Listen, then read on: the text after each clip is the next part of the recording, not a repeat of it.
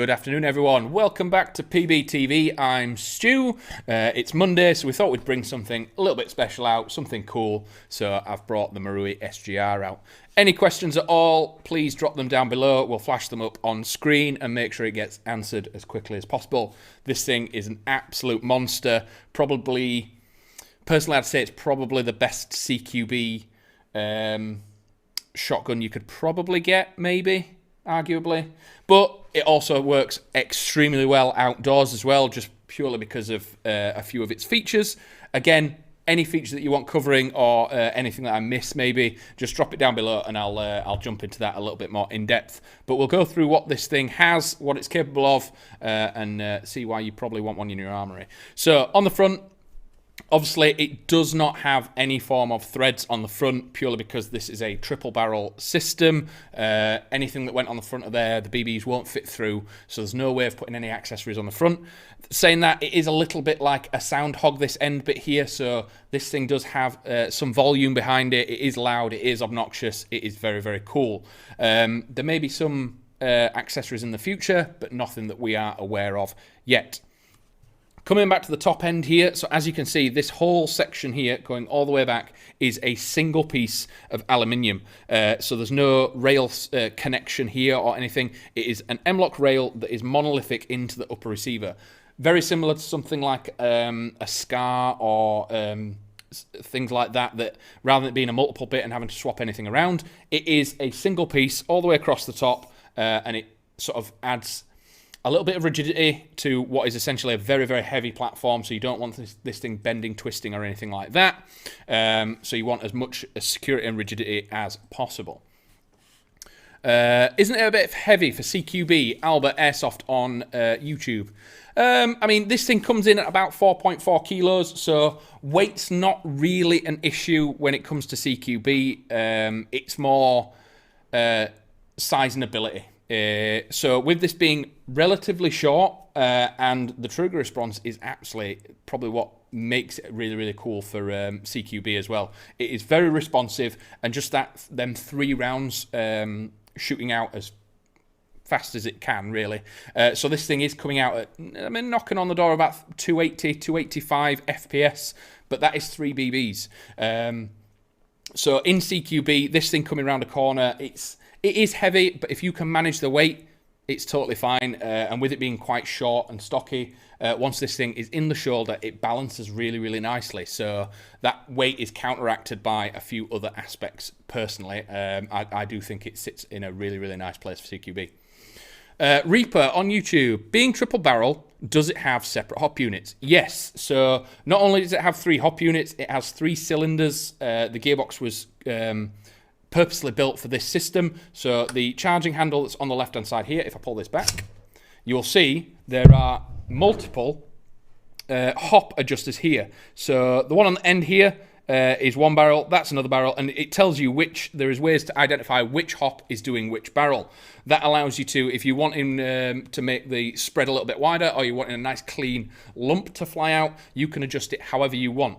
But because it's been done by a triple cylinder system as well, you're not having one cylinder fill all 3 barrels and trying to fire all 3 BBs out. You have 1 cylinder per barrel. So, for example, if you don't fill it quite properly, and maybe one time it loads and there's only 2 BBs in, if it was doing 1 cylinder, you might have misfires. All the air would go down 1 barrel because of path of least resistance, etc. But because each cylinder is firing a BB each, you're going to get consistency, and that is what's key. And it also means you're not going to get different FPSs if, for example, 1 BB doesn't load into a barrel, for example. And it just gives you that absolute freedom. So if you want to set this up for range and everything outside, or you want a little bit more of a grouping, a bit more of a spread of grouping, that is all possible. And as racking this back, there is no lock or anything, there's no spring. It just sits back, you adjust, you fire a few rounds, and then you physically push it forward and fold the charging handle away. Another question off YouTube. I prefer the look of the AA-12. Apart from the Picatinny rails, is there anything you think is better than this on the AA-12?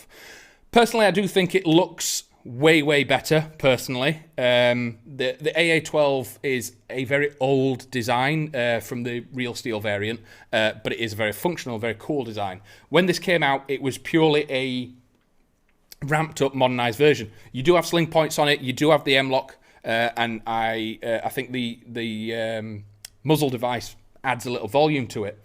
The stock I prefer on this rather than the big sort of chunky one that comes on the AA-12, and a very minor adjustment is this has 3 extra BBs in the mag that comes with it. So this comes with 96, the AA-12 magazine only comes with 93. So that's one thing. Again, they are internally very similar, if not almost identical, so with it being airsoft, go for the one that you prefer. You're going to have fun with it. It's going to be a lot better. I'm not a massive fan of the iron sights that are on the AA-12, so again, the rail allows me to run a dot sight, something a bit cooler.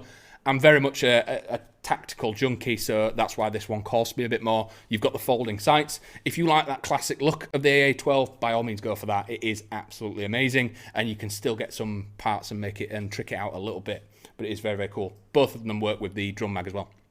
Is it battery or gas operated? Paul Eastwood on Facebook. This is 100% electric. The battery compartment is in the back. I will try and get it open. So there's a button on the bottom of the stock. You press this button and it slides up and away, but it can be a bit awkward. So it slides up and away. You have a battery compartment with a mini Tamiya in it here. Inside here, there is also a fuse and a red light. I'll call it the anti-airsofter light. So this thing has an extremely clever FET and MOSFET system in here that if for whatever reason it doesn't like the battery you put in it, the cycle's not quite right, it will automatically shut down and save itself, and you have to take the battery out and plug it back in. So for example, if you plug an 11.1 into this, which even Marui themselves do not recommend, it is 7.4 or 8.4 only. If you plug that in, the red light will come on and it will not do anything. So these things are very good at protecting themselves, purely because the complexity of the gearbox inside and just how it's made. It is made very finely and to extremely good tolerances, so you don't want to be throwing any craziness in it. Reaper, is she upgradable? Probably, but I wouldn't. There's probably a few bits that you could probably do to it, but again, it's Marui. There's no need. This thing does launch BBs a hell of a distance, and it's firing 3 at a time. And again, with it being one of the SGRs like the AA-12, you've got that option of full auto as well. So we do get a lot of questions about rate of fire, what's the fastest rate of fire and everything like that. This, obviously, with it firing 3 BBs at a time, this thing on full auto is absolutely launching a quantity of BBs out as well as lumps of 3 at a time.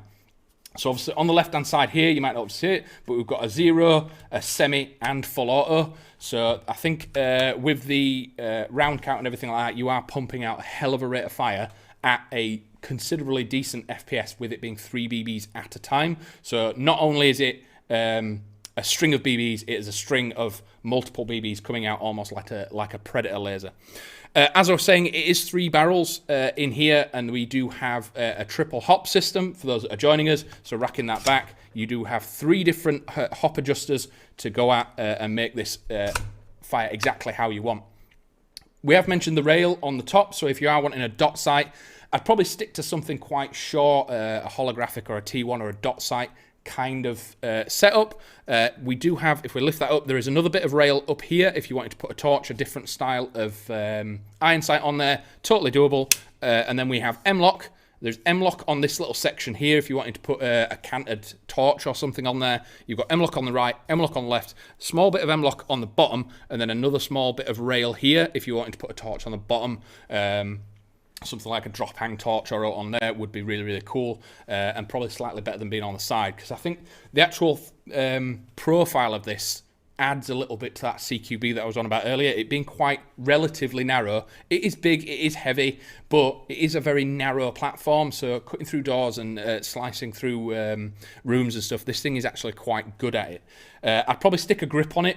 I was saying earlier that this thing is nearly 4.5 kilos, 4.4 kilos, and it's about 73-ish centimeters long, and it is set in that. There is no adjustment to the stock or anything. It is set in its ways, weight and lengthwise. So as you see it is how you get it.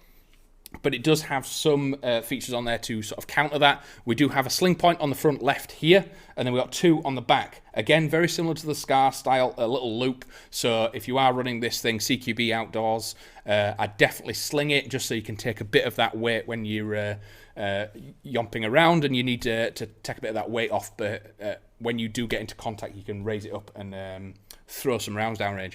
As I was saying, it does come with a 96 BB mid-cap magazine. The large drum mags that are available for the AA-12 and for this are all compatible as well. And as you can see, just in front of the trigger there, that is where the mag release is. It slides off. And again, similar to a Thompson, there's a bar here, and on the back of the magazine, there's a strip. They line them together, and it comes up and locks in place. Again, with the magazine, I'm going to put that down quite gently because it is heavy. We do have the fake shells in there just for a bit of look. They're a slightly different colour to some other. I think the AA-12 are green, and it was just to identify which magazine, because one is 93, one is 96. And again, the 2,500 round drum magazine is compatible, and that will slot straight into this. As you can see, you also have a last BB follower. That just allows to make sure you get every single BB out of the mag. So when the last one comes up, it just pop it up, make sure it feeds every single BB into the hop and loading system. Just making sure you're not missing that extra round and getting a few drop out. Slide this back in. Albert on YouTube. Is there a drum mag attachment available? Yes, we don't currently have any. We are expecting some soon, hopefully, but there is a drum style. And again, it looks very similar to this. They've gone to the effort of having the fake shells on it, on the back. It is electric, so it is automatically feeding. And I think it's about 2,500 rounds that you get in that. So add that to this. You don't even have to have a rig or anything. You can just run around, have an absolute chunk of fun, lobbing lumps of BBs everywhere and having a great time. It is a shotgun, so I think they are quite rare on the field still. I've seen a few AA-12s, not many of these, but these things do function and perform outdoors absolutely incredibly well. The air seal that the system in here produces means that 300-ish FPS, so anywhere from 285 to 300 these things have been at, it will lob them BBs a fair distance at a relatively good accuracy as well. With it being 3, you probably accuracy by volume is going to be your best bet with this. So anyone that's just joining us, if you do have a question about the SGR-12, by all means drop it down below. We will add it, throw it up on the screen and make sure we get to it. But I'll cover a few of the main points before we finish. Black Spartan on Facebook. I've been eyeing these up, going to wait till I get my Yukara. Yeah, I mean, if you've been eyeing something up for a while, it's obviously, again, Airsoft is all about that thing. Make sure you get something that you like the look of. So if something keeps drawing you back to this, I can't recommend them more. They are extremely fun. They're super reliable. They protect themselves. As I was saying earlier, they do have a FET and a MOSFET in the back. So there's a little red light in the back here where the tamiya and the fuse is. If for whatever reason it thinks there's something going wrong, either you've plugged the wrong battery in, the battery's power's too low, the battery's power's too high, higher voltage, anything like that, it will shut itself down and not operate. Take the battery out, check it, put the correct battery in, and you're good to go. These things work incredibly well with a 7.4 LiPo or 8.4 NIM. You are slightly restricted on battery space, so you will need a couple, and they do need to be quite small. It is a bit awkward finding them, but there are plenty available. Can you attach a front hand grip? Yes, so there are a couple of options. Just in this gap here, I'll try and lean it a little bit. You have M-lock just there, or you have this little bit of Riz at the end. But any M-lock attachment will go straight into there. If you don't have any M-lock grips or any M-lock attachments, you can get Riz sections. And in the box, very conveniently, you get 3 sections of Riz that attach to the M-lock. So if you don't have any M-lock sections, you get a short, a mid, and a long. They will fit anywhere you want. And that will allow you to put a torch on the side, put a bit up here, you can put one there and put one of your grips on there. If you haven't got an M-lock, a specific M-lock grip, you can just add it to the Riz. Again, with torches and things like that, if you haven't got an M-lock direct mounted torch, you can put it on the side, attach it, and again, you could then put your pressure pad up at the top. Just use a bit of the sticky stuff that comes with it, or even elastic bands. I prefer throwing elastic bands on my grips. It's much easier to activate and move it around. Do you ever play CQB with a shotgun? I have. I used to have the Marui gas one. Played CQB, and I've played urban sites. I've played Catrick with a shotgun, and I've played a couple of indoor sites with a shotgun. And they verge on a little bit unfair at times, especially the gas one. And again, the bonus with this one to the Marui 870 is Marui 870 is pump action, so you do have that sort of break in shots when you get outside. The range is incredible, and it's just very, very similar to this, but this has that full auto option. So if you do get outside and you do need to put a sort of hellfire of rounds down range, you have that full auto option, and it's a hell of a lot of fun. Again, indoors, you can then flick it to semi and be really, really good with it. There are a lot of CQB sites that have stopped the 6-shot version of the M870, the gas version. So this firing 3, it's firing the same amount of shots as that one anyway, but it does have that option of going full auto when you're outside. Throw the drum mag on it or get a few spare mags, you will be good to go. And the sort of sound that this thing roars off when it is going, it is absolutely awesome. Paul Eastwood on Facebook, is it polymer or metal in construction? So the RIS section at the front, all this is metal. The iron sights at the front are plastic. The magazine is plastic. The grip is plastic. And parts of the stock are plastic. Apart from that, all this entire section here and the lower receiver are all aluminium. The actual upper receiver here is a single piece of aluminium. There's no brake or anything or attachment here. It is all a single piece. Adding to rigidity and strength, this thing, as I was saying earlier, it's nearly 4.5 kilos, so 4.4 kilos unloaded, so with no BBs in it. So it needs that strength. It doesn't want to be twisting and turning as you're trying to cut around corners. So this being monolithic is a definite addition to that. The actual sling points themselves are absolutely chunky metal as well. You can see it on that side. So they are going to hold up to the weight. You bang a single point or a 2-point sling on this, it's going to hold up and it's going to be absolutely awesome. So a few final points. So as I was saying, the polymer style mag that does have the fake shells in it, it is 96 rounds. Anyone that's seen the AA-12, the SGR one comes with a 96 round. The AA-12 used to come with the 93, but they are both compatible with the 2500 round electric drum mag. They both slot in using a very similar system to like the Thompson. There's a sort of guide on the back, line that up, and it clicks in place. And they do have a final BB follower in there, so you're getting every single round out of your magazine. Battery wise, stick to a 7.4 or an 8.4 NIM, 7.4 LiPo or an 8.4 NIM. Anything else that you plug in here, it will shut down and not function. It protects itself from anything higher than that because it doesn't want to cause any pre-engagement with itself. It does have 3 cylinders, 3 hops, 3 barrels, so it is an extremely precise machine inside.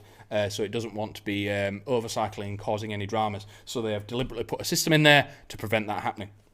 So if that is everything, if I've missed something, I do apologise. Oh, we've got some final ones coming in. Hi, Patrol Base. Could you do a video about Pyrotechnics? You guys do good work as always. Well, thank you very much. Yes, I think we do have some Pyrotechnics in, but most of it is stored at our site at Proving Grounds. So what we will try and do is go through a few bits and bats, where Pyro is at the moment, how it sits, the various different types, smoke, tag rounds, all that kind of stuff, and try to do a big long video and make sure everyone's safe. Because I am very much on the cards that ear protection should be as mandatory as lower face, and should be definitely wearing ear pro at the moment with all these bits and bats going around. But yes, any final questions, please throw them up, and we'll see what we can chat about. Will Xfog helmet pouches be back in stock in the near future? We are expecting them this week, I believe. We ordered them just over a week ago, so we are expecting the Xfog units, the Xfog pouches in all 3 colours, definitely, hopefully by the end of the week, but definitely this week or next, but they are definitely on the way. But if that is everything, this has been the Tokyo Marui SGR-12, an absolute beast of a platform, and probably one of the ones that's in our warehouse that I really, really, really want to add to my armoury, but I'll have to wait a while. But if that's everything, I will catch you again tomorrow at 4 PM for a normal live stream. As always, anything you want us to talk about, drop us a message on Instagram, and we'll try and throw it to the top of the list. But if that's everything, I'll see you in a bit.